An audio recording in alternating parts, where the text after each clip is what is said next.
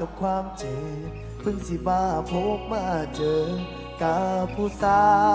วที่เป็นตาหักสมี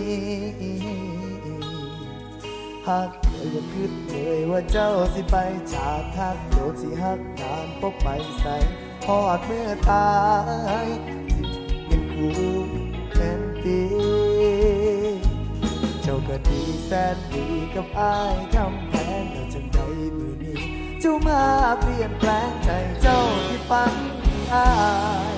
อยู่ใส่ให้หาบ่เจอใส่เจ้าว่าสิหักอ้ายผู้เดียวใส่เจ้าว่าสิหักเดียวแค่อ้ายใส่เจ้าว่าสิบอกไปหักใครจนหอดเนื้อตายเขาสิเป็นคู่กันแล้วได้เจ้ากลับไปเอาคนนั้นมันเจ็บจะดีผู้หมอ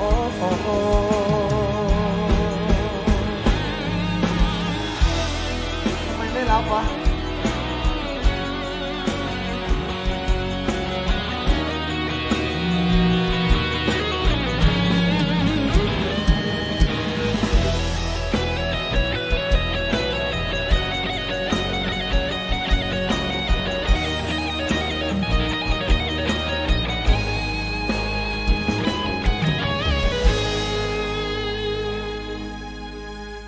ใส่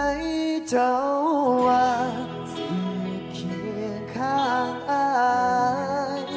ดูแลยามป่วยไข้เขาบอกเคยทิ้งกันแล้วได้เจ้ากลับไปเอาคนนั้นเจ็บจะเด้หูบอก